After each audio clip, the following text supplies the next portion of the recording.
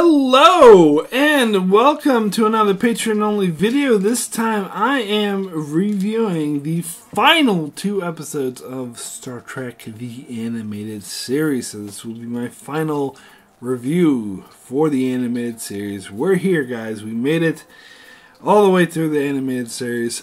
And I'm here to talk about these last 2 episodes. Let me start with Season 2, Episode 5, How Sharper Than a Serpent's Tooth. And I've heard a lot about this episode, actually. There's other YouTube channels that talk about this video, or this episode a lot, because it pertains to Native Americans. It was written by a Native American writer who tried to write for Star Trek during the 3rd season, but, most of it, I think all of his scripts were rejected, and it wasn't until the animated series that they finally accepted one. And this one does, of course, feature a Native American character, and it's about Kukulkan, which is a mythological figure in Mayan sort of mythology. Now, so a lot of people point to this and be like, aha, you think Chakotay was the first Native American Star Trek? You're wrong! It's Walking Bear in this episode of the animated series, man. It's like, okay, one dude who was in one episode who was, by the way, voiced by James Doohan, who is not Native American. He might not be aware. But anyway, I mean, to be fair, James Doohan voiced like pretty much all this extra characters.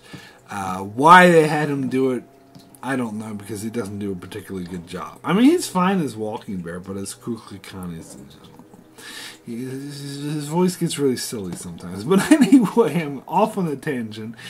So a lot of people were like, aha, it wasn't Chakotay, there was this Walking Bear guy. I'm like, yeah, that was the first appearance, but he was just some minor dude in one episode where Chakotay is the first officer, major cast member throughout the entire show, although, except for the last season where it became the Doctor and 709 show, but again, I am getting off on a tangent. So anyway, and plus, there's a long debate of whether or not the animated series is actual canon. CBS says so it is, but they just want people to watch it so they can get some more money from it. So, I don't know, does that really count? Officially it counts, sure, but in my heart and soul, does it count? I guess that's up to you to determine. Now, as for this episode, it's okay, I guess. I was never a fan of it, to be honest. Like, and a lot of other YouTube channels hold it up to, oh, it's this huge Native American excursion. It's actually a good portrayal of Native Americans. But there's actually been some controversy over this episode. Some people were unhappy with the way it was depicted, and some people were happy with it. So it's back and forth. But for me, the fact that it deals with Native Americans is kind of incidental to me. Because, okay, we see the Native American crew member, great. I'm all for diversity and seeing more different races. We should see more Native American crew members, quite frankly. But, I mean, that's just a feature of the episode. It's not the main point. The main point is a Kukulkan thing. And this is a Star Trek cliche. To have a figure, a god in mythology or whatever, show up and be like, oh, it was actually an alien all along who came to Earth to help look at the children, help look at the primitive humans, and they thought of humans as children. Now, by the way, that's one of the controversial people who are kind of iffy on this episode, because they treat early Native Americans, they actually refer to them as children, and Kirk even says, oh, they were less advanced and primitive, which is the way he says it could come off as a bit insulting And oh yeah, they're idiots. They didn't know that you were just an alien. So yeah, that does come off as a bit, especially coming from a white captain, a bit, I don't know, doesn't feel right. So I get that side of it. But again, just to be clear, I don't really have a dog in the fight either way. I just think this is a boring episode.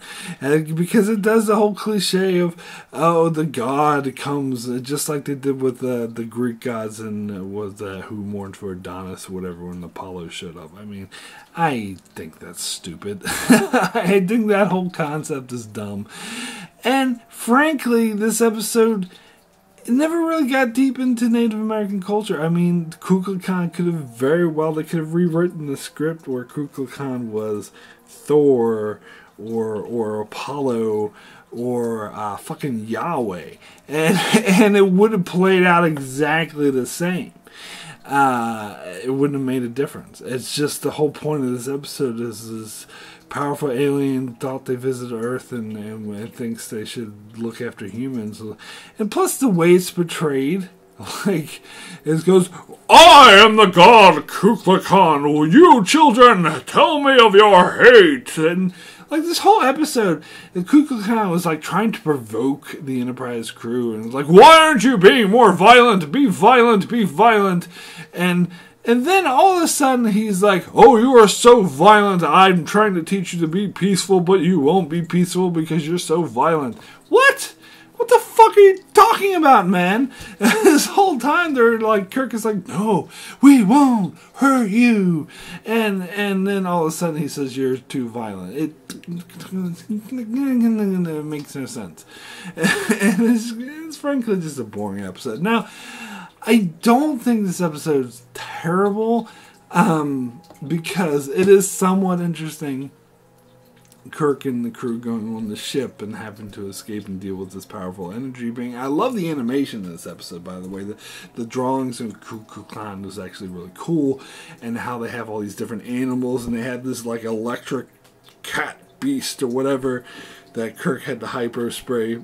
That was cool. I like that. So something to enjoy in this episode. So it wasn't a total waste of my time, but it's really generic original series fodder, which isn't that good. I'm sorry. But anyway, so my rating for How Sharper Than a Serpent's Tooth is, out of 10, is a 5 average episode. Anyway, let me get into the final episode. Of course, this is just played as another episode. It's not played as like an all good thing sort of thing or a huge finale. But the final episode of Star Trek the Animated Series. I'm pretty sure the show got canceled. I can't remember, but I would guess that. And so they never intended this to be like the final episode. I mean, there are only 6 episodes through season 2, sorry. But anyway, the final episode of the animated series is the counterclock incident. And it's actually a pretty decent episode. I actually really like this one. Again, you have to look at it through the lens of this is an animated series episode, so it is cartoonish and sort of a bit simplistic because it's meant to appeal to children. But through that lens, I think this is actually does a good job. I think this is actually a really decent episode. Now, this is where, again, it depends on your definition of canon, but let's just assume for the moment, because CBS has decreed it, that this is canon. This is where Robert April becomes canon. Because Robert April is someone I've heard mentioned hell about in all these, like, extraneous books, like encyclopedias and technical manuals and whatnot of Star Trek, that the first captain of the Enterprise before Pike was Robert April. And this is something that Gene Roddenberry himself came up with. In fact, one of the encyclopedia books or whatever had a picture of Gene Roddenberry wearing a Starfleet uniform and said that's Robert April. But he never actually appeared in the original series, but he appeared here.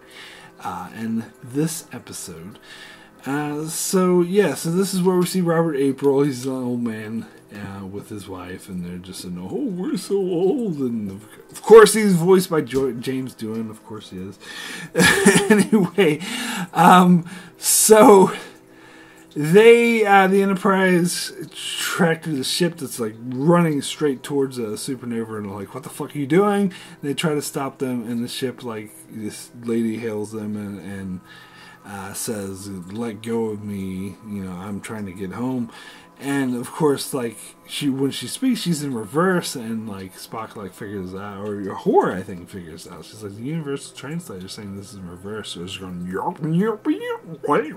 that whole reverse, and I think they actually did play what she was saying in reverse, because that's what it sounded like to me, and I liked it. I thought it was cool, and of course the tractor beam, like, they get stuck, like they can't disengage the tractor beam, so the Enterprise is being dragged into this exploding star, and they're trying to stop it, but they can't. They get through the other side and realize they go into reverse universe land, where everything's in reverse, time moves backwards.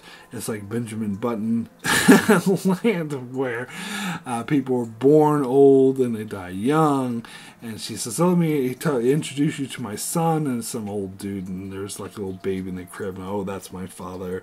I don't know how practical this concept is, but again, looking at it through the lens of a cartoon, it's actually pretty interesting. And I think the way this episode is paced actually is paced really well. It kept my interest, my engagement. As I said, I think Season 2, even though there's only 6 episodes of Season 2, I think Season 2 was much stronger than Season 1. I mean, it had that BIM episode which sucked, and the Howl of Sharper Serpent Tooth, which was just blah. But the rest of the episodes were actually quite good. And I think this goes along with that, as being a very strong, interesting sci-fi cartoon episode. They're in reverse land, and they have to get out of reverse land, so they come up with a way to get out. But then they all start de-aging. And this is interesting, because when I looked up this episode, and I saw a picture of Kirk and the crew as babies, I'm like, oh, this is another virus episode. Just like the one where they get a virus and they go old. This is they're going to get a virus and all go young. But they actually did more than that. They weren't as lazy as that. They actually came up with a really interesting concept and made an interesting story, and had these guest stars of Robert April and whatnot, and the crazy reverse lady. It's all interesting stuff, so I give them a lot of credit for making this concept a lot more interesting. But, that being said, once the crew did start growing younger, it got a bit ridiculous. It was like Kirk was a teenager, and he was like, I don't know what, or he wasn't really a teenager, he was like a 8-year-old or whatever. I don't understand what this equipment is, but I don't know what to do. And that's basically all that happened. Like, each of the characters, they did it in proper order, where the youngest people, of course, like Sulu and Uhura, got too young first, and then like Kirk was later on, and Spock, of course, is much older as a Vulcan, so he was still capable up until the end. And Robert April and what's her face, or his his wife, were like adults, normal adult age now, because they were like elderly, so they were the ones who took over the ship. Which I liked that. I liked the touch about the Robert April storyline, about how he felt like he wasn't relevant anymore, and he was old, and they were forcing him to retire, and so he was able to be helpful again and be in his prime again. But the whole thing with the kids, that was boring. Each one of them was just like, I don't know what this equipment does, and that's it. That's all they did with that. So that was kind of a waste. It was kind of just there to be the threat of the week, because if they stayed in that universe too long, then they would de-age to the point of not existing anymore. So Robert April got them back to the proper universe, and they just said, oh, you did such a great job, we're going to not make you retire anymore, which I thought was cheesy. And what I really thought was cheesy, when Robert April's wife was just like, oh, we're young again, so we don't have to go through the transporter to get back to our right age. We can stay this way. And Robert April was like, no, I've lived this life already. We did a good job. The only reason to relive a life over again is if you have regrets and you don't think it worked out. And I do think it worked out, so let's go back to our old age. I don't call bullshit on you, Robert April. I think anyone, especially someone in their 70s who death is looming around the corner, even in the 23rd century, would jump at a chance. Like, if they got de-aged to their 30s or 40s, they're not going to be like, oh, let me be 70 again. No, fuck that. No way are they going to do that. It's not about how good your life is. It's about being able to be young again. Who wouldn't die for the chance? I didn't buy that. I thought that was silly. Even you can. I wonder if some people might argue with me and be like, "Oh, but Robert April is a man of high integrity and high standard." Bullshit. I don't care how high your integrity or how high your standards are. If you're given a chance to grow younger by 30 years and be in your prime again, you're gonna fucking jump on that. I don't care who the hell you are. But anyway, so they make him old again. Oh, I kind of cruised over the whole magical transport fix because it's funny.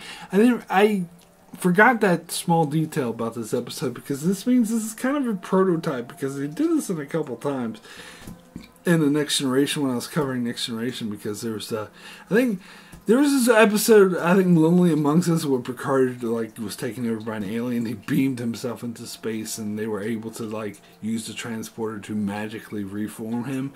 And then there was Unnatural Selection where Pulaski grew old and they were able to use the transporter to restore her youth. In this episode, they used the transporter. They said, oh, we have the pattern, so we could just use the transporter to restore all the children back to their normal age. That's kind of technology, that the kind of science that they're describing here is kind of science referred to, often known as magic. Doesn't make any sense, but anyway, silly.